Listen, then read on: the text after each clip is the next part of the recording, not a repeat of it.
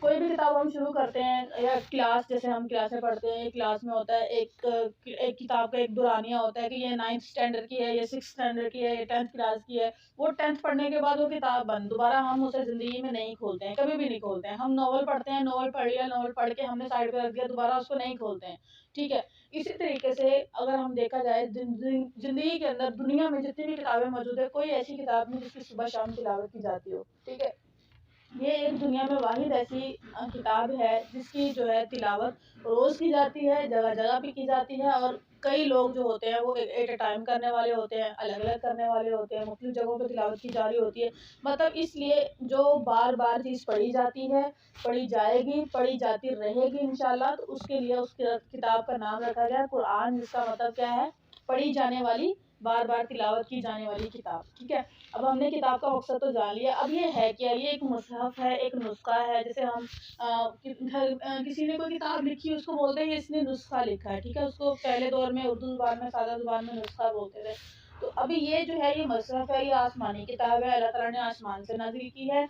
جو اس کی ترتیب ہے، صورتوں کی ترتیب ہے نزول کے اعتبار سے، جیسے جیسے صورتیں نازل ہوتی گئی. شروع میں جو وحی نازل ہوئی اس میں پوری صورت نازل نہیں ہوئی تھی. پہلی صورت کی اقرا صورت تھی، سورہ قلم کی کچھ آیتیں نازل ہوئی تھی. ٹھیک ہے. اس کے بعد سورہ قلم تو نہیں ہے اس کا نام، اقرا سورہ اقرا ہی ہے نام اس کا. سورہ اقرا بسم ربک. ہاں، یہ والی صورت کا نام کیا ہے؟ الگ ہے نا؟ ہاں الگ ہے، سوری میں قلم بول دیا. تو اس صورت کا نام سے الگ ہے. یہ صورت بھی پوری نازل نہیں ہوئی تھی. سورہ مزمل نازل ہوئی، وہ بھی پوری نازل نہیں ہوئی. تو اس کتاب کا آغاز جس صورت سے ہو رہا ہے وہ سورہ فاتحہ ہے، یعنی اوپننگ ہے. ایک کسی بھی چیز کی کوئی اوپننگ ہوتی ہے، اس کا نام ہوتا ہے یا سرمنی ہوتی ہے، کچھ بھی ہوتا ہے. یہ جو کتاب ہے اس کی جو اوپننگ ہے وہ سورہ فاتحہ سے کی جا رہی ہے. سورہ فاتحہ کے بارے میں آتا ہے، کچھ علماء تو کہتے ہیں کہ یہ تمہید ہے. تمہید بولتے ہیں کہ آپ کو اسپیچ کے لیے کھڑا کیا گیا کسی نے، آپ وہاں پر جاؤ گے اور تمہید باندھو گے کہ آج میں آپ لوگوں کے سامنے بیان کیا کرنے والی ہوں، میں بتانے کیا والی ہوں. ٹھیک ہے.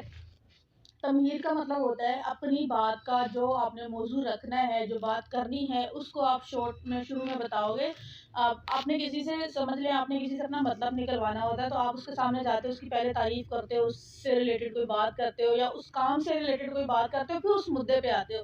مدعے پہ آنے سے پہلے آپ لوگ تمہید باندھتے ہو کہ کرنے کیا والے ہو، آپ بتانے کیا والے ہو. تو علماء کہتے ہیں کہ سورہ فاتحہ جو ہے اوپننگ ہے، قرآن کی اوپننگ ہے، اور یہ تمہید بھی ہے. ٹھیک ہے. لیکن بعض مفسرین کا کہنا ہے کہ یہ تمہید نہیں بلکہ پورے قرآن کا خلاصہ بھی ہے. اس میں رسالت بھی ہے، اس میں توحید بھی ہے، اس میں زندگی کی طلب بھی ہے، اس میں زندگی کا مقصد بھی بیان کر دیا گیا ہے، اور اس میں اللہ تعالیٰ کی وحدانیت بھی بیان کر دی گئی ہے، اور اس میں اللہ تعالیٰ کا تعریف بھی بیان کر دی گئی ہے. تو ہر لحاظ سے وہ کہتے ہیں کہ بعض علماء ایسے ہیں جن کا کہنا ہے کہ یہ صرف تمہید ہی نہیں ہے، یہ صرف قرآن کی اوپننگ نہیں ہے، قرآن شروع بھی اس پہ ہے اور ختم بھی اس پہ ہے. یعنی پورا قرآن، یہ سورہ فاتحہ آپ کو بتائیے قرآن کے اندر ہے کیا. اب سورہ فاتحہ جیسے ہم تفصیل پڑھیں گے، ابھی دیکھیں گے، تو اس میں آپ دیکھیں گے اللہ تعالیٰ نے اپنی رحمت بیان کی ہے، اللہ تعالیٰ نے اپنا رحیم ہونا، رحمان ہونا بیان کیا ہے. مالک یوم الدین بولا گیا ہے، مالک یوم الدین بولا گیا ہے، جس میں مالک بتایا گیا. کہ اب جیسے جیسے ہم قرآن کھولیں گے، پڑھیں گے، آگے آگے تفصیل میں جائیں گے، تو ہمیں پتہ چلے گا وہ جو شارٹ ورڈ ہم نے سورہ فاتحہ میں پڑھا تھا، مالک پڑھا تھا، رحمان پڑھا تھا، رحیم پڑھا تھا، مغصوب پڑھا تھا، عید الصراط پڑھا تھا. تو یہ ساری چیزیں جب ہم قرآن پڑھیں گے آگے تو ہمیں پتہ چلے گا کہ ہاں فلاں چیز جو قرآن نے بیان کی تھی وہ یہ چیز ہے. تو ایک جیسے کہہ رہے ہیں ٹاپک ہے، پوائنٹ جو ہے وہ سورہ فاتحہ کے اندر بیان کر دیے گئے ہیں، اور ساری اس کو تفصیل کے ساتھ ہم پڑھیں گے قرآن کے اندر جیسے جیسے ہم تفصیل میں پڑھتے جائیں گے. تو سورہ فاتحہ سے ہم آغاز کریں گے اس قرآن کا. ہم تفصیل جو پڑھنے لگے ہیں انشاءاللہ. یہ کہ اللہ تعالیٰ ہمیں توفیق دے کہ ہم اپنے مقصد میں کامیاب ہو سکیں. سورہ فاتحہ کی اگر تعریف کی جائے یا سورہ فاتحہ کی تفصیل بیان کی جائے تو حضرت علی کے بارے میں آتا ہے کہ حضرت علی کا قول ہے کہ انہوں نے کہا تھا کہ اگر میں 12 ہاں تو اس میں نہیں، تو زوال کے ٹائم میں سجدہ کرنے سے منع ہوتا ہے. آپ تو اللہ کی تعریف حمد و ثنا بیان کر رہے تھے تو اس میں کوئی آڑ نہیں ہوتی. نہیں، قرآن پاک ہم پڑھ نہیں رہے ہیں، ہم لفظ نہیں پڑھ رہے ہیں. قرآن پاک آپ پڑھ سکتے ہو، آپ زبانی پڑھ سکتے ہو، آپ دیکھ کے پڑھ سکتے ہو. زوال کے ٹائم میں لوگوں کے اندر بڑی مسکنسپشن جو ہوتی ہے وہ بہت ہے کہ زوال کا ٹائم شروع ہو گیا ہے، آپ تلاوت نہیں کر سکتے ہو، آپ قرآن نہیں پڑھ سکتے ہو. ایسا کچھ نہیں ہے. زوال کے ٹائم جو ہوتا ہے وہ سجدہ کرنے سے منع کیا گیا ہے، کیونکہ جیسے مغرب کا ٹائم ہوتا ہے، سورج غروب ہو رہا ہوتا ہے، تو اس زوال کا ٹائم ایسا ہوتا ہے کہ سورج جو ہے وہ پوری اپنے زوال کا مطلب کیا ہوتا ہے کہ ایک اپنے وہ پورے چکا چوند پہ ہوتا ہے. وہ ٹائم ایسا ہوتا ہے کہ شیاطین کے حوالے سے کچھ اس کا کہا جاتا ہے کہ ٹھیک نہیں ہے. مزید میں جب ہم اس کی تفسیر میں آئیں گے تو انشاءاللہ ضرور پڑھیں گے، بتاؤں گی میں پوری آپ لوگوں کو بات. لیکن یہ جو اپنا کانسیپٹ ہے یہ آپ لوگ کلیئر کیجئے کہ سجدہ کرنے سے منع کیا گیا ہے. اللہ کا نام لینے سے، اللہ کی حمد و ثنا بیان کرنے سے، کوئی مجلس ہو رہی ہے، قرآن کی بات ہو رہی ہے تو وہ ایسا بند کرنے کا حکم نہیں ہے. آپ پڑھ سکتے ہو، آپ اپنی تلاوت جاری رکھ سکتے ہو. اب ایک بندہ ہے، مطلب آپ لوگوں کو لگتا ہے کہ 12 بجے کے ٹائم اگر ہم پڑھ رہے ہیں تو وہ گناہ ہوگا. اب مجھے یہ بتائیے، جس بندے کو اندازہ ہی نہیں کہ 12 بج گئے وہ تلاوت کر رہا ہے تو کیا اس کو گناہ مل رہا ہوگا؟ قرآن پڑھنے میں تو آپ کو کبھی گناہ نہیں مل سکتا ہے. سوائے کعبہ کی چھت پہ آپ سجدہ نہیں کر سکتے ہو، دوسرا زوال کے ٹائم نہیں کر سکتے ہو، تیسرا آپ جو ہے وہ مغرب کے ٹائم سجدہ نہیں کرتے.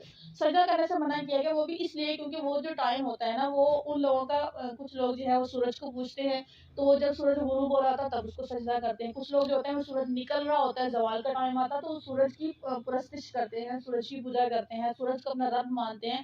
جیسے ہندو ہے وہ بتوں کی پوجا کرتے ہیں. تو اس حوالے سے کہا جاتا ہے کہ بھائی جس ٹائم وہ سجدہ کرے، کیونکہ اللہ، یہ جب ہم سورہ فاتحہ پڑھیں گے اس میں بھی آپ لوگ سیکھو گے کہ اللہ کے نبی نے جو ہمیں سکھایا کہ اللہ کے راستے پہ جو چلنا ہے تو کس کے راستے سے مخالفت کرنی ہے؟ یہود و نصارہ کے راستے پہ نہیں چلنا ہے.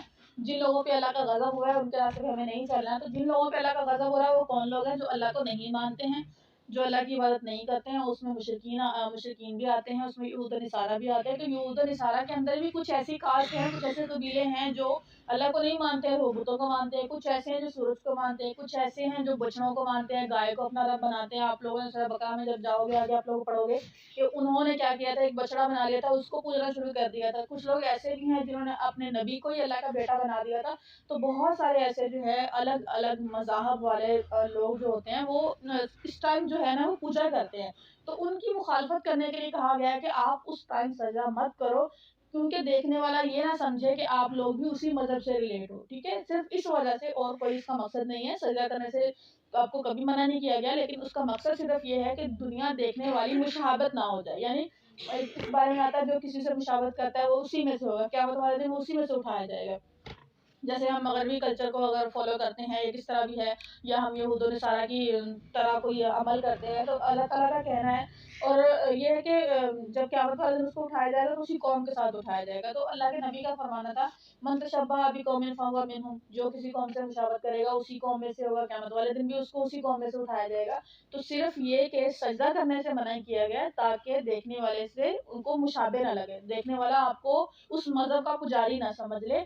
وہ بھی تب تھا کہ جب بہت زیادہ مطلب اس طرح لوگوں کے نیا نیا اسلام آیا تھا اور مذاہب بہت زیادہ کنجسے تھے. ایک ہی جگہ پہ کئی مذاہب جو تھے چل رہے ہوتے تھے، کہیں مسلمان تھے، کہیں مشرکین تھے، کہیں یہود تھے، کہیں نصارہ تھے. ایک ہی، اب تو الحمدللہ اسلام پھیل چکا ہے. لیکن جو سجدہ کرنے کی بات آتی ہے وہ یہ کہ زوال کے ٹائم آپ سجدہ نہیں کر سکتے ہو، تلاوت کر سکتے ہو، آپ اللہ کی حمد و ثنا بیان کر سکتے ہو، آپ تسبیح کر رہے ہو آپ تسبیح کر سکتے ہو. ان چیزوں کو بند کرنے کی کوئی بھی ممانعت نہیں ہے.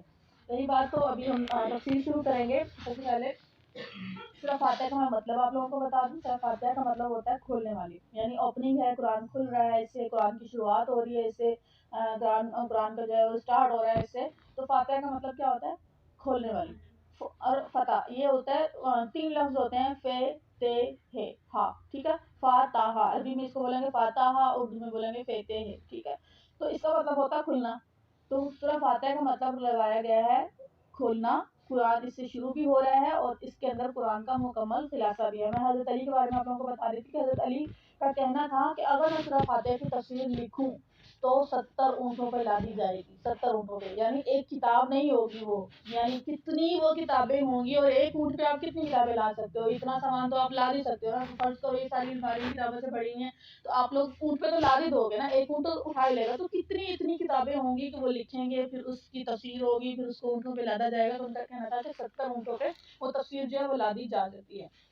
اور ایک ایسے مفسر بھی ہیں جنہوں نے صرف سورہ فاتحہ کی تفسیر لکھی اور اس میں سے 1000 مسائل نکالے. صرف سورہ فاتحہ کے اندر سے 1000 مسائل جو ہے انہوں نے نکال کے اس کتاب کے اندر وہ انہوں نے لکھے ہیں.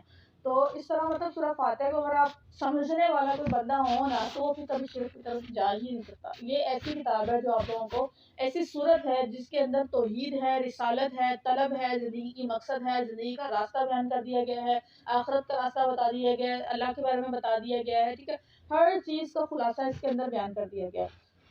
اب سورہ فاتحہ کے نام اور بھی ہیں، بہت سارے ہیں. عربوں کے اندر یہ روایت تھا، وہ جس چیز سے زیادہ محبت کرتے تھے نا اس کے کئی نام رکھتے تھے. لائک میں کسی بچے سے بہت پیار کرتی ہوں تو میں اس کو کبھی گولو مولو بولوں گی، کبھی اس کو ببلو بولوں گی، کبھی اس کو سونا بولوں گی، کبھی لڈو بولوں گی، کبھی کیا بولوں گی، کبھی کیا بولوں گی. ٹھیک ہے، تو عربوں کے اندر یہی روایت ہے، جب وہ کسی چیز سے بہت زیادہ محبت کرتے تھے تو اس کے بہت سارے نام رکھتے تھے. اب سورہ فاتحہ جو ہے، اب سورہ فاتحہ ایک ایسی لاڈلی صورت ہے کہ جس کے انہوں نے بہت سارے نام رکھے ہیں. جیسے سورہ فاتحہ ہے تو سورہ فاتحہ کو سبع مثانی بھی کہا جاتا ہے. سبع مثانی کا مطلب بار بار پڑھی جانے والی صورت ہے. اس کو صلاح بھی کہا جاتا ہے، اور صلاح اس لیے کہا جاتا ہے کہ کیونکہ یہ ہم نماز میں پڑھتے ہیں، اس کے بغیر نماز نہیں ہوتی ہے. اگر آپ نماز پڑھ لو، آپ سورہ فاتحہ نہیں پڑھو، آپ کی نماز ہی نہیں ہے. آپ نے رکعت شروع کی، آپ سورہ فاتحہ بھول گئے، آپ نے ڈائریکٹ پڑھا اعوذ باللہ من الشیطان الرجیم بسم اللہ الرحمن الرحیم، سورہ فاتحہ آپ بھول گئے، آپ نے سورت پڑھ لی. آپ کو لگا آپ نے سورہ فاتحہ پڑھ کے آپ نے سورہ شروع کی ہے. کیونکہ اکثر نا ہمارا جو مغالطہ لگتا ہے نا، اس چیز سے لگتا ہے کہ جب ہم سورہ فاتحہ پڑھتے ہیں، ہم دسنا کرنے کے بعد ہم اعوذ باللہ پڑھتے ہیں، پھر بسم اللہ پڑھتے ہیں، بسم اللہ پڑھ کے سورہ فاتحہ پڑھتے ہیں، پھر آگے ہم نے سورہ اخلاص پڑھنی ہوتی ہے، کوئی بھی سورت پڑھنی ہوتی ہے، ہم بسم اللہ پڑھتے ہیں. تو بہت سارے لوگ جو ہے وہ احتیاطاً بتا رہی ہوں کہ بھول جاتے ہیں سورہ فاتحہ اور ڈائریکٹ کسی صورت پہ آ جاتے ہیں. میرے ساتھ اپنے ساتھ بہت دفعہ ایسا ہوا ہے، تو وہ میں آپ لوگوں کو کلیئر کرنا چاہ رہی تھی کہ ایسا بھی ہوتا ہے. تو سورہ فاتحہ نہیں پڑھی تو نماز نہیں ہوئی. اب اس کے بارے میں بہت سارے تھوڑا اختلاف بھی ہے لوگوں کے کہنا ہے کہ اگر امام جو مرد ہیں، جیسے امام اگر سورہ فاتحہ پڑھ رہا ہے تو پیچھے قاری کو جو پیچھے سن رہا ہوتا ہے اس کو پڑھنے کی ضرورت نہیں. تو ایسا نہیں ہے. امام شافعی کے نزدیک یہ ہے کہ جو صورت فاتحہ نہیں پڑھے گا اس کی نماز تو ہے ہی نہیں. لیکن امام ابو حنیفہ جو ہیں، امام مالک جو ہیں، امام ابو حنیفہ کا یہ ہے کہ بھائی اگر امام پڑھ بھی رہا ہے تو آپ کو پڑھنے کی ضرورت نہیں، کیونکہ اللہ تعالیٰ نے کہا جب قرآن پڑھا جا رہا ہے تم لوگ خاموشی سے سنو. تو امام ابو حنیفہ کا کہنا ہے کہ بھائی صورت آپ پڑھو گے ہی نہیں اگر امام پڑھ رہا ہے. لیکن امام مالک کا کہنا یہ ہے کہ اگر شروع کی 2 رکعتوں میں جیسے قرات ہوتی ہے، امام پڑھتا ہے، جیسے 4 رکعتیں ہم پڑھ رہے ہیں، اگر فرض کرو عشاء کی 4 رکعتیں پڑھا رہا ہے امام، تو شروع کی 2 رکعتوں میں وہ قرات کرتا ہے، اونچی آواز سے پڑھتا ہے، اور آخری کی 2 رکعتوں میں نہیں پڑھی جاتی. ایسے ہی ہوتا ہے نا اگر کسی نے جماعت اٹینڈ کی ہو. آپ لوگوں نے دیکھا کبھی جماعت اٹینڈ کی نہیں پتا نا، تو میں بتاتی ہوں. 4 رکعتیں ہوتی ہیں جس میں امام شروع کی 4 رکعتوں میں سورہ فاتحہ جو ہے پڑھتا ہے اور سورت کو پڑھتا ہے، جیسے جمعہ کی نماز ہوتی ہے. ٹھیک ہے، دوسری رکعت میں بھی ایسے سورہ فاتحہ پڑھی جاتی ہے، پھر کوئی سورت پڑھی جاتی ہے. باقی کی 2 رکعتیں جو ہوتی ہیں وہ خاموشی سے پڑھی جاتی ہے، صرف اللہ اکبر، سمیع اللہ، اللہ اکبر یہ آواز آتی ہے امام کی. تو امام مالک کا کہنا ہے کہ اگر شروع کی 2 رکعتوں میں امام پڑھ رہا ہے سورہ فاتحہ تو آپ لوگ مت پڑھو. امام پڑھ رہا ہے، جب اللہ نے کہا ہے کہ قرآن خاموشی سے سنو تو آپ لوگ سنو. ٹھیک ہے، آپ لوگ چپ رہو. لیکن دوسری 2 رکعتوں میں امام کی آواز نہیں آئے گی آپ لوگوں کو سورہ فاتحہ، آپ لوگ خود پڑھو. تو زیادہ جو راجے قول کہا جاتا ہے وہ امام مالک کا کہا جاتا ہے. لیکن امام شافعی کا یہ کہنا ہے، اہل حدیث علماء کا یہ کہنا ہے کہ جب یہ حدیث آتی ہے کہ اس بندے کی نماز ہی نہیں ہوتی جو بندہ سورہ فاتحہ نہیں پڑھتا، لا صلاۃ لمن لم یقرأ بفاتحۃ القرآن، جس نے قرآن کی سورہ فاتحہ نہیں پڑھی اس کی کوئی نماز ہی نہیں ہے. تو کہا یہ جاتا ہے کہ نماز کے اندر سورہ فاتحہ کا پڑھنا ضروری ہے. باقی جب قرآن کی قرات شروع ہوتی ہے تب آپ خاموشی سے سن سکتے ہو. ٹھیک ہے، ابھی میں آپ لوگوں کا نام بتا رہی تھی سورہ فاتحہ کے. اس میں نام سبع مثانی اس کا نام ہے، اس کا شفا ہے، ام القرآن نام ہے، اس کا صلاح نام ہے، اس کا فاتحہ نام ہے. ٹھیک ہے، اس کا قافلہ نام ہے، اس کا شافیہ نام ہے. تو بہت سارے نام ہیں اس کے، جس میں ام الکتاب آپ لوگوں کو یاد ہونا چاہیے، فاتحہ یاد ہونا چاہیے، سورہ السلام، الصلاۃ اس کا نام یاد ہونا چاہیے. صلاۃ بھی اس کا نام، صلاۃ نماز کو بولتے ہیں، اور مدد نماز میں ہم مدد طلب کرتے ہیں تو اس کو صلاۃ بھی بولا جاتا ہے. ٹھیک ہے، اب 7 نام ہیں جو ہر بندے کو تقریباً یاد ہونے چاہیے جو آتے ہیں، جس میں سبع مثانی ہیں. ہاں، میں یوٹیوب پہ اپلوڈ کر دوں گی نا. ہاں نہیں، میں اپلوڈ کر دیا کروں گی نا. روزانہ کے لیکچر جو ہے وائس ریکارڈ میں کر رہی ہوں، اور پھر میں گھر جیسے جاؤں گی تو پھر کوئی بھی پکچر مطلب سورہ فاتحہ کی تصویر لگا کے اس پہ میں وائس جو اپلوڈ کر دیا کروں گی. لنک آپ لوگوں کو سینڈ کر دیا کروں گی تاکہ آپ لوگ سن سکو. یہ جتنی بھی باتیں میں نے بولی میں نے ریکارڈنگ لگائی ہوئی ہے، تو میں آپ لوگوں کو سینڈ کر دوں گی. تو آپ لوگ مطلب لکھ تو رہے نہیں آپ لوگ، زیادہ تر لوگوں کو ابھی اس عمر میں جیسے آپ کو لکھنا مشکل ہے. آپ تو لکھ سکتے ہو، شاید آپ بھی لکھ سکتے ہو. تو عائشہ لوگوں کے لیے لکھنا مشکل تھا، اس لیے میں نے بولا تھا چلو بعد میں وائس میسج کر کے یا میسج کر کے آپ لوگ پوچھو گے تو وہ بیٹر نہیں ہے. بندے کے پاس ٹائم ہوتا ہے کبھی نہیں ہوتا. تو میں نے ریکارڈنگ لگائی ہوئی ہے، لنک میں آپ لوگوں کو سینڈ کر دیا کروں گی، آپ لوگ آرام سے جہاں سے جو چیز بھول رہی ہو وہ وہاں سے آپ لوگ سن سکتے ہو۔ تو نام میں نے آپ لوگوں کو بتا دیے ہیں، شفا نام ہے اس کا، ام القرآن نام ہے، ام القرآن یا ام الکتاب آپ دونوں بول سکتے ہو، ٹھیک ہے۔ آپ اس کو قافلہ بول سکتے ہو، آپ اس کو شافیہ بول سکتے ہو، آپ اس کو فاتحہ بول سکتے ہو، اس کو شفا بول سکتے ہو، ٹھیک ہے۔ اور اس کے علاوہ اس کو سبا مثانی بول سکتے ہو، ٹھیک ہے۔ 7 نام تو یہ آپ لوگوں کو یاد ہونے چاہیے۔ باقی ہم شروع کرتے ہیں۔ اعوذ باللہ من الشیطان الرجیم، اعوذ کا مطلب ہوتا ہے میں پناہ چاہتی ہوں، ٹھیک ہے۔ اگر ہم کبھی کبھی ہم بولتے ہیں نعوذ باللہ، نعوذ کا باللہ مطلب کیا ہوتا ہے، ہم پناہ چاہتے ہیں۔ اعوذ جو ہوتا ہے وہ اپنے لیے ہوتا ہے، یعنی میں اپنے لیے بول رہی ہوں اعوذ باللہ، ٹھیک ہے۔ ہم جب نماز پڑھتے ہیں، تلاوت کرتے ہیں، ہم شروع کرتے ہیں اعوذ باللہ سے، لیکن جب ہم سارے لوگ مل کے پڑھیں گے نا تو ہم بولیں گے نعوذ باللہ، ٹھیک ہے۔ یہ جیسے بولتے ہیں میں بولتی ہوں ربی میرا رب، جب میں بولوں گی نا ہم سب مل کے بولیں گے، ہم بولیں گے ربانہ، اس کا مطلب ہوگا ہم سب کا رب، ٹھیک ہے۔ تو یہ ایک صیغے ہوتے ہیں، متکلم کا صیغہ ہوتا ہے، متکلم بولتے ہیں اپنی ذات کے لیے، ٹھیک ہے۔ تو جمع بولتے ہیں، جیسے آپ لوگ 3 4 5 لوگ بیٹھے ہو تو ہم بولیں گے جمع ہے، ٹھیک ہے۔ تو یہاں پر اعوذ باللہ کا وہ آتا ہے فردی طور پہ، یعنی مطلب میرے لیے ہے، وہ ایک بندے کے لیے اعوذ باللہ ہوگا، جب سب بولیں گے تو پھر کیا ہوگا، نعوذ باللہ۔ تو اعوذ باللہ کا مطلب یہ ہے کہ میں پناہ چاہتی ہوں باللہ اللہ سے، من الشیطان الرجیم، کس کی، شیطان مردود کے شر سے۔ من کا مطلب ہوتا ہے سے، الشیطان شیطان، الرجیم جو جس پہ پھٹکار ہے، جس پہ مطلب لعنت پڑی ہوئی ہے، جو مردود ہے۔ واضح لفظوں میں آپ لوگوں نے ہمیشہ یہی سنا ہوگا شیطان مردود کے شر سے، تو مردود اس کو بولا جاتا ہے جس پہ لعنت ہو، جس پہ پھٹکار ہو اللہ تعالیٰ کی، جس پہ اللہ تعالیٰ کی لعنت ورسی ہو، اس کو مردود کہا جاتا ہے، ٹھیک ہے۔ اسی لیے ہم اکثر بولتے ہیں بچے اگر لعنت دیتے ہیں کسی کو تو ہم لعنت دینے سے کیوں منع کرتے ہیں، کیونکہ لعنت اس پہ برستی ہے جو اللہ کا نافرمان ہو، اللہ کے بتائے ہوئے اللہ کی حدود کو جو کراس کرتا ہے اس پہ پھر لعنت پڑتی ہے۔ تو شیطان جو ہے جس نے اللہ کی، آپ لوگوں کو سارا واقعہ جب ہم تفسیر پڑھیں گے تو آپ لوگوں کو سارا بتاؤں گے کہ کیسے واقعہ ہوا تھا، کس طرح یہ شیطان جو اتنا عبادت گزار اللہ کا فرشتہ تھا، وہ کس طرح ایک جو تھا وہ اس طرف آ گیا، جنہ ہے تو جن تھا لیکن اللہ کا بہت عبادت گزار بندہ تھا، اور کس طرح یہ شیطان بنا اور کیوں اس کی وجہ شیطان بننے کی وجہ کیا ہے، یہ سارا ہم تفسیر میں پڑھیں گے۔ لیکن شروع میں ہم اس سے پناہ اس لیے مانگ رہے ہیں کہ ہم شیطان اصل میں جب انسان کسی سچے راستے کی طرف چلتا ہے یا اللہ کے راستے کی طرف چلتا ہے تو شیطان بہت کوشش کرتا ہے اس کو ورگلانے کی، اس کو پھسلانے کی، بھلا پھسلا کے غلط کچھ بیان کروانے کی، کوئی غلط کام کروانے کی۔ تو ہم جو ہے وہ جب کوئی اچھا کام شروع کرنے لگتے ہیں تو ہم سب سے پہلے شیطان سے پناہ مانگ لیتے ہیں، خاص طور پر تلاوت کے اندر، کیونکہ شیطان جو ہے وہ بہت توجہ بھٹکانے کی کوشش کرتا ہے، الفاظ پھسلانے کی کوشش کرتا ہے، غلط بیان کرنے کی کوشش کرواتا ہے۔ تو ہم جو ہے وہ سب سے پہلے شیطان سے پناہ مانگ رہے ہیں کہ اللہ جو ہے وہ ہمیں شیطان مردود کے شر سے پناہ دے دے۔ ابھی ہم واضح طور پہ شروع کر رہے ہیں سورہ فاتحہ۔ سورہ فاتحہ میں نے آپ کو بتا دی یہ مکہ میں نازل ہوئی تھی، ٹھیک ہے۔ کچھ صورتیں ہیں قرآن کے اندر جو مدینہ میں نازل ہوئی، جب اللہ کے نبی ہجرت کر کے مدینہ سے آ گئے تھے تو کچھ صورتیں جو ہیں وہ مدینہ میں نازل ہوئی ہیں، کچھ مکہ میں، زیادہ تر مکی صورتیں ہیں اور کچھ صورتیں جو ہیں وہ مدنی ہیں۔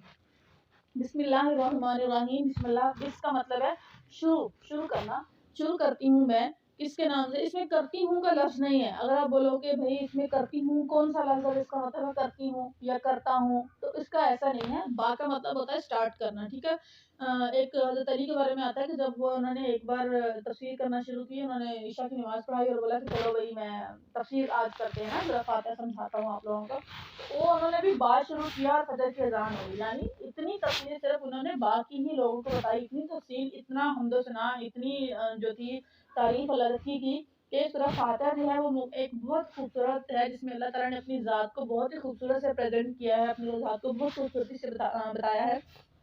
تو با جو ہوتا ہے اس کا مطلب ہوتا ہے شروع کرنا، تو شروع کرتی ہوں، اس میں کرتی ہوں یا کرتا ہوں یہ آپ اپنی طرف سے لگاؤ گے، ٹھیک ہے۔ بسم اللہ آغاز ہے اس سے، کس کا، باللہ اللہ کے نام سے، الرحمن الرحیم جو رحمان ہے اور رحیم ہے۔ رحمان، اب اللہ تعالیٰ نے اپنا نام جو ہے وہ رحم سے رکھا ہے، جیسے ابھی ماں کے پیٹ میں جب بچہ پلتا ہے تو وہ کس میں پلتا ہے، رحم میں پلتا ہے، یوٹرس بولا جاتا ہے اس کو، بچہ دانی بولا جاتا ہے، وہ تشکیل جو پاتا ہے وہ رحم سے پاتا ہے، ٹھیک ہے۔ تو اب اللہ نے اپنا نام جو ہے وہ رحم سے رحمان رکھا ہے، رحمان رکھا ہے۔ کیا مطلب ہے کہنے کا کہ کچھ علماء کا کہنا ہے کہ جب اللہ تعالیٰ سے رحم نے پوچھا کہ آپ نے میرے لیے کیا رکھا ہے، تو اللہ تعالیٰ نے فرمایا کہ خوش ہو جاؤ، میں نے اتنا تم سے تعلق جوڑ لیا ہے اپنا کہ اگر کوئی رحم سے جو رشتہ جوڑتا ہے، ہر بندہ رحم سے پیدا ہوا ہے، تو کیا آ جاتا ہے حقوق العباد، یعنی جس نے انسانوں کے ساتھ اچھا سلوک کیا، انسانوں سے اچھے طریقے سے رہا، انسانوں کے حقوق پورے کیے، انسان کو کسی کو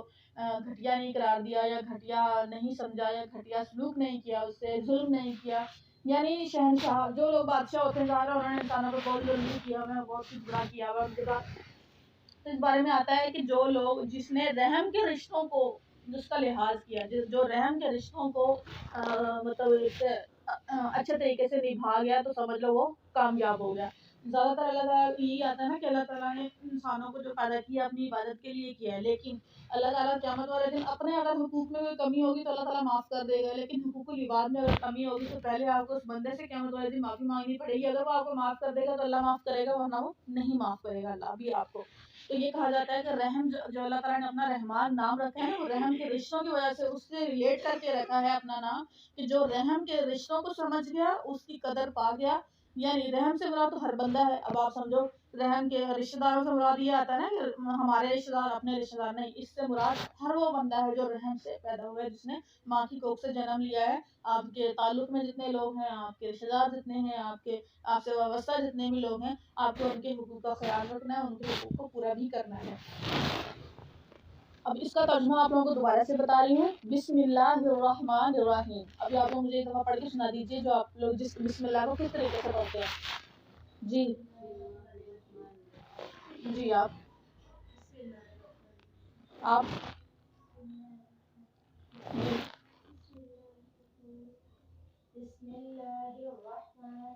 جی آپ لوگ بسم اللہ الرحمن پڑھ رہے ہیں، الرحمن نہیں ہے، بسم اللہ الرحمن ہے. ابھی دیکھیں لفظ اللہ کے آخر میں ہے جو موٹی ہے، ایک ہوتی ہے ہا، ٹھیک ہے، ایک ہوتی ہے ہا جو ہم حلق سے نکالتے ہیں، ہا ہوتی ہے جو ہم سینے سے نکالتے ہیں، وہ ہا ہوتی ہے. تو لفظ اللہ کے آخر میں جو ہا ہے وہ ہم سینے سے نکالتے ہیں. ہا ہمیں اپنے سینے پہ تھوڑا سا زور دے کے اپنے سینے سے حلق سے نہیں آواز نکالنی ہوتی، سینے سے آواز نکالنی ہوتی، تو وہ ہا ہے. ٹھیک ہے. ابھی آپ لوگ پڑھ رہے ہو بسم اللہ الرحمن الرحیم. عائشہ نے بھی ایسے ہی پڑھا بسم اللہ الرحمن الرحیم. تو یہ ارا نہیں ہے، یہ ہرا ہے. ٹھیک ہے. اس کو آپ لوگوں نے بہت غور سے پڑھنا ہوتا ہے. اگر یہاں پر آپ چھوٹا ہے لگا دیتے ہو، یعنی جو حلق سے ہا نکلتی ہے اس کو باریک ہا بولتے ہیں. یہ والی جو ہا ہے اس کو موٹی ہا بولتے ہیں.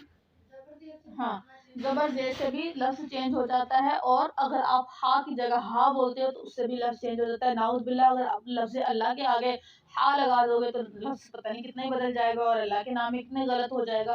تو ہم یہ اس چیز کو بہت احتیاط سے ہم نے پڑھنا ہوتا ہے. بسم اللہ الرحمن ہے، ٹھیک ہے.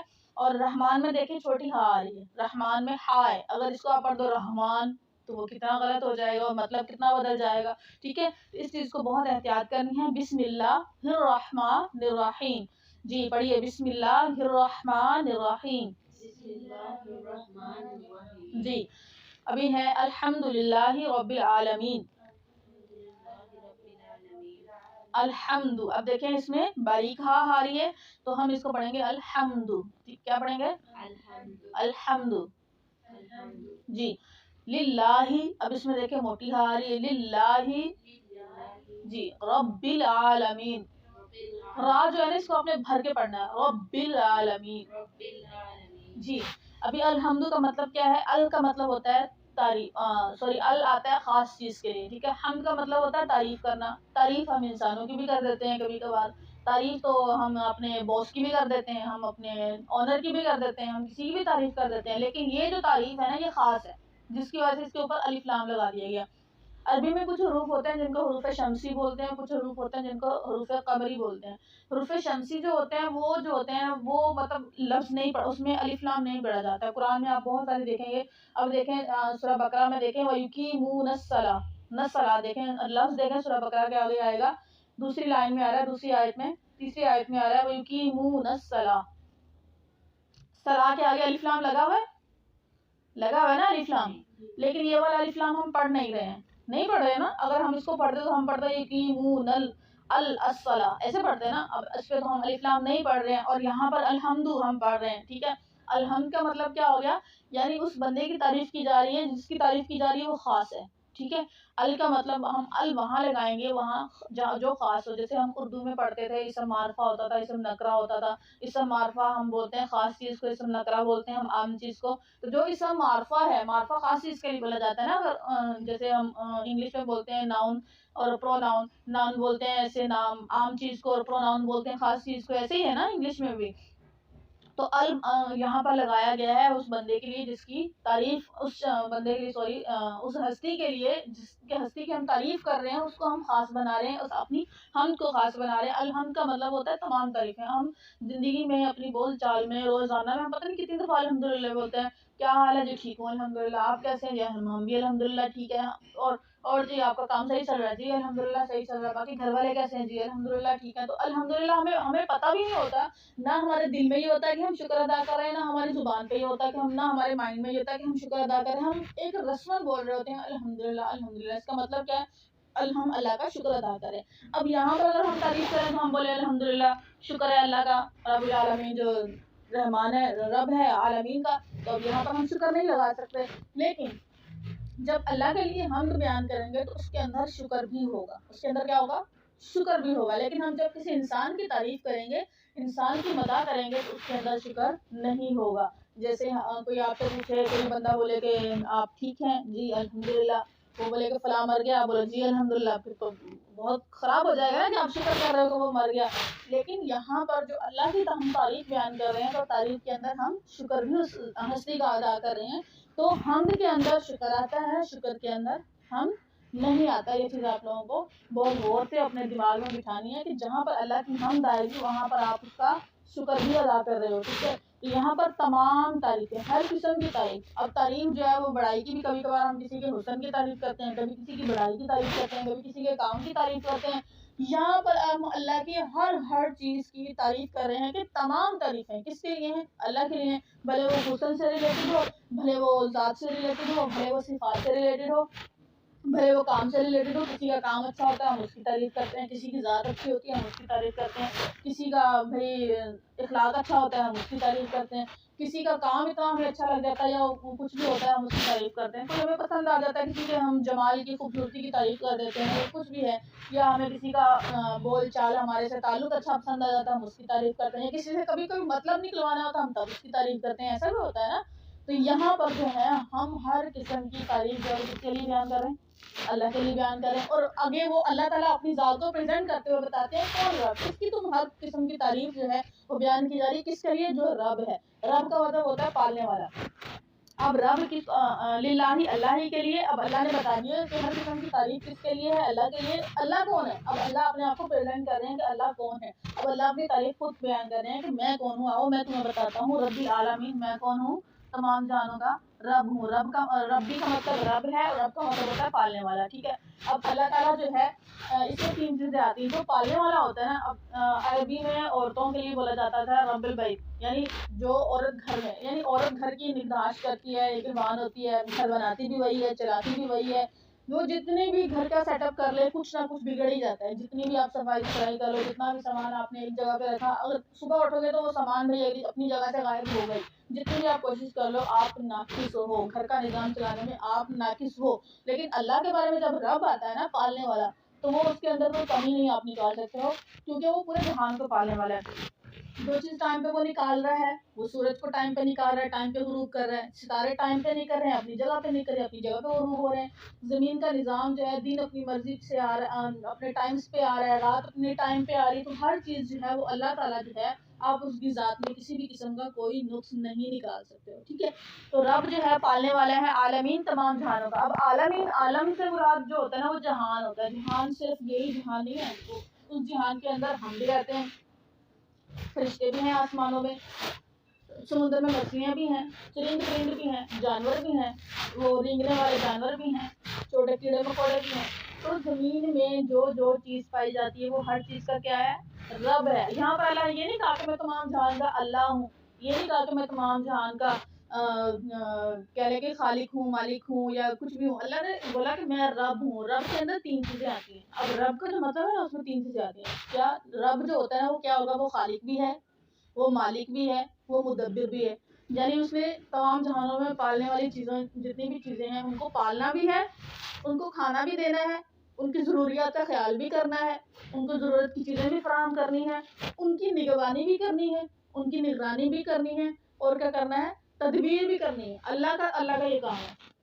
میں نے اپنا پارلر چلانا ہے، میرے پاس اگر دن میں آ جائے، میرے پاس صبح سے لے کے شام تک بکنگ ہے، ٹھیک ہے، میں نے اس کو چلانا ہے۔ اب میں ایک دن پہلے تو سوچوں گی نا یار صبح سے لے کے شام تک رش ہے، میں نے کتنے لوگوں کو بلانا ہے اپنی ہیلپ کے لیے، میں نے کتنے لوگوں کو کس ٹائم تصدیق کرنا ہے، سوچوں گی نا۔ تدبیر کا مطلب کیا ہوتا ہے؟ ایک لاہیا عمل تیار کرنا، ایک تدبیر کرنا، سوچنا، اپنی حکمت عملی تیار کرنا، ایک پلان بنانا، جس کو مدبر بولتے ہیں۔ تو اللہ کے بارے میں اللہ نے جب اپنے آپ کو پریزنٹ کیا تو یہ نہیں بولا کہ میں تمام جہان کا اللہ ہوں، پہلے اللہ نے بولا کہ الحمدللہ، تعریفیں کس کے لیے ہیں؟ اللہ کے لیے۔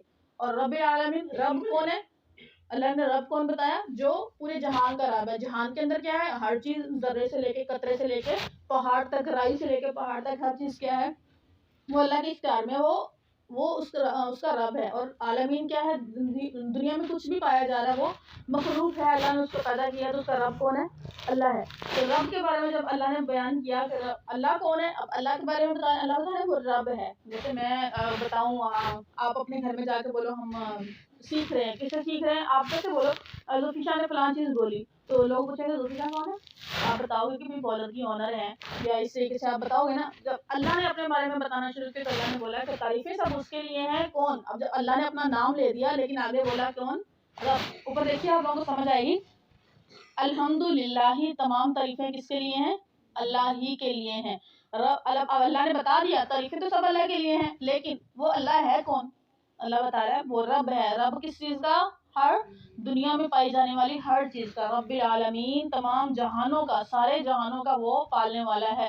پھر رب کون ہے؟ رب کی صفت بیان کرتے ہوئے میں نے آپ لوگوں کو بتا دیا کہ رب کے بارے میں آتا ہے کہ وہ خالق بھی ہے، وہ مالک بھی ہے، اور مدبر بھی ہے۔ اس نے پیدا بھی کرنا ہے مخلوق کو، ایک انسان کو اس نے پیدا کیا، اس کو خالق بھی ہے، مالک کے بارے میں آتا ہے۔ مالک وہ ہوتا ہے بادشاہ، ٹھیک ہے، بادشاہ کو بولتے ہیں، جو شہنشاہ ہوتا ہے، جو بادشاہ ہوتا ہے۔ اب جو مالک ہوتا ہے، اب میں جو ہوں، میں اس پارلر کی مالک ہوں، آپ ہو اپنے گھر کی مالک ہو، آپ کے پاس اگر سمجھ لیں آپ نے جانور رکھے ہیں، آپ اس کی مالک ہو، آپ کے پاس ایک بلڈنگ ہے، آپ اس کی مالک ہو، آپ کے پاس ایک گاڑی ہے، آپ اس کی مالک ہو۔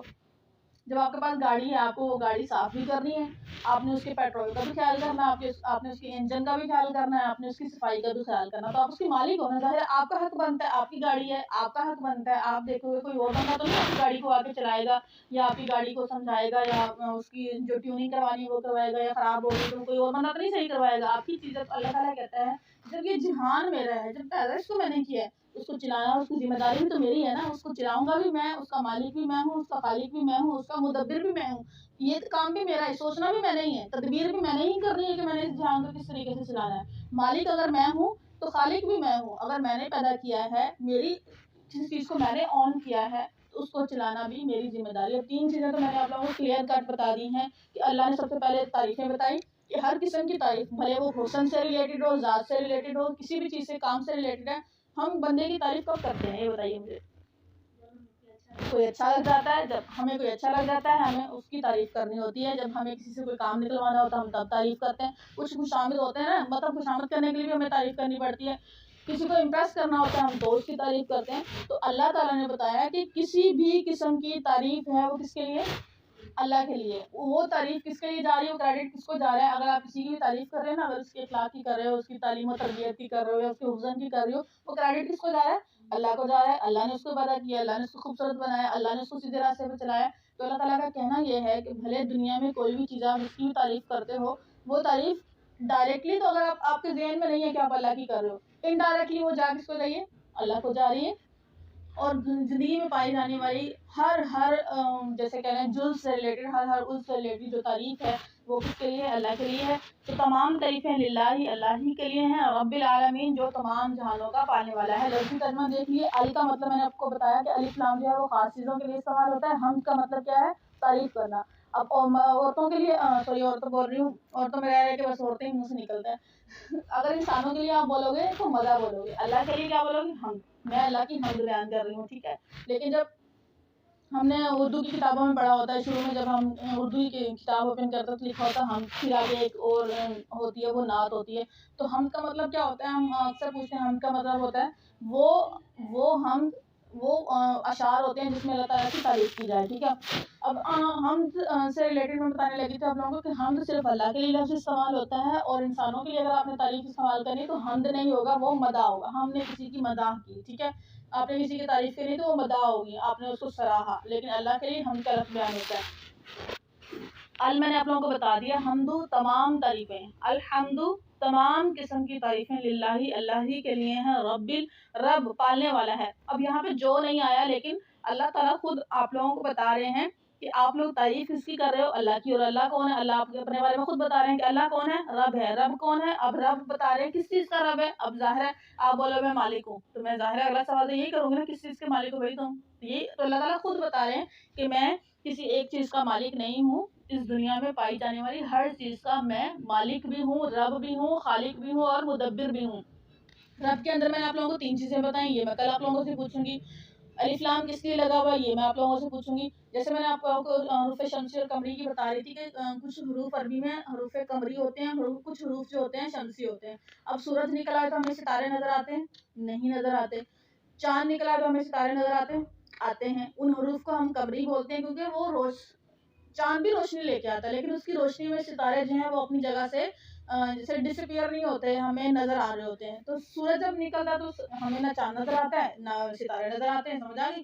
تو ایسے حروف جن کو پڑھا جاتا ہے، جو الف لام جس حروف کے ساتھ لگتا ہے تو اس کو بولیں گے ہم حروف قمری، اور جس حروف کے ساتھ الف لام نہیں پڑھا جا رہا اس کو کیا بولیں گے؟ حروف شمسی. اب یہاں پر پڑھ رہے ہیں ہم الحمد، ہم نے پڑھا یہ کیا ہو گیا؟ حروف قمری. یہ کون سا حروف ہو گیا؟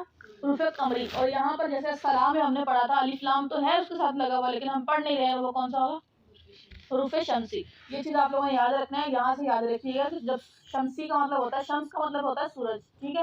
حروف شمسی وہ الفاظ ہوتے ہیں جب سورج نکل آئے تو جیسے تارے نظر نہیں آتے، ایسے ہی یہ اگر کسی لفظ کے ساتھ لگتے ہیں تو پڑھے نہیں جائیں گے. اور حروف قمری وہ لفظ ہوں گے جو پڑھے جاتے ہیں. ٹھیک ہے.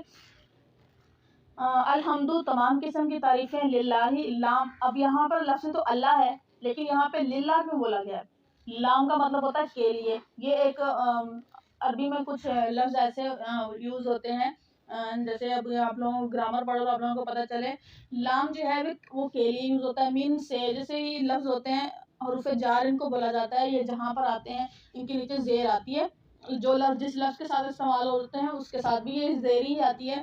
تو للہ اللہ ہی کے لیے. اب یہاں پر اللہ لگا دیتے الحمدللہ. اگر یہاں پہ للہ نہیں ہوتا، الحمد اللہ ہوتا تو پتہ نہیں چلتا تعریفیں ہیں اللہ، تو سمجھ نہیں آتی نا تعریفیں کس کے لیے بیان کی جا رہی ہیں. تو یہاں پر لام لگایا گیا جس کا مطلب یہ ہے کہ اللہ کے لیے. اب جہاں پر لام آتا ہے کسی بھی لفظ کے لیے، للعالمین وہاں پر لگا دو تمام جہانوں کے لیے، للمؤمنین مومنین کے لیے، للمسلمات مسلمات کے لیے. جہاں پر لام آ جائے گا وہاں پر آپ لوگوں نے یاد رکھنا ہے کہ اس کا مطلب کیا ہوگا؟ کے لیے. الحمدللہ تمام تعریفیں ہیں للہ اللہ ہی کے لیے. صرف اللہ کے لیے نہیں، اللہ ہی کے لیے. یہاں پر ہم یہ بھی بولنا ہمارا لازمی ہے، ضروری ہے. ہم جو ہے وہ ایک تھوڑا وزن دے کے بول رہے ہیں، ایک تھوڑا فوکس کر کے بول رہے ہیں کہ اللہ ہی کے لیے، یعنی کسی اور کے لیے. ہاں جیسے ہم بولتے ہیں نا مجھے آپ سے محبت ہے، مجھے آپ سے ہی محبت ہے. ان دونوں چیزوں میں کتنی فرق ہے؟ اگر آپ کسی سے بولو آپ مجھے اچھی لگ رہی ہو، مجھے آپ ہی اچھی لگتی ہو، تو وہ اگلے بندے کے ذہن پہ کتنا امپریشن پڑتا ہے یار. یہ دونوں چیزوں میں بہت فرق ہے. مجھے یہ والا پولر پسند ہے، مجھے یہ والا ہی پولر پسند ہے، مجھے اس کا ہی کام پسند ہے، مجھے اس کا کام پسند ہے، نہیں مجھے اس کا ہی کام پسند ہے. اس میں کتنا زیادہ فوکس آ جاتا ہے. تو یہاں پر ہم نے فوکس دے کے کہنا ہے کہ تعریفیں کس کے لیے ہیں؟ اللہ ہی کے لیے ہیں، کسی اور کے لیے نہیں ہے، اللہ ہی کے لیے ہیں تمام تعریفیں.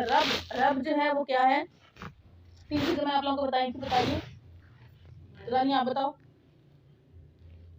رب میں نے 3 چیزیں بتائی ہیں آپ لوگوں کو. خالق، مالک اور مدبر. اب میں آپ لوگوں کو یہ بتا رہی تھی کہ رب جب اللہ نے کہا کہ میرے لیے تمام تعریفیں ہیں تو اللہ نے بتا دیا کہ میں اگر اللہ ہوں تو میں ہوں کون، یعنی اپنا تعارف بھی ساتھ ہی کروا دیا کہ میں کون ہوں؟ رب ہوں. اور رب کے اندر کتنی چیزیں ہیں؟ جو کسی بھی چیز کا رب ہوگا اس میں کتنی کوالٹیز ہونی چاہیے؟ 3 چیزیں. وہ 3 چیزیں کون سی ہیں؟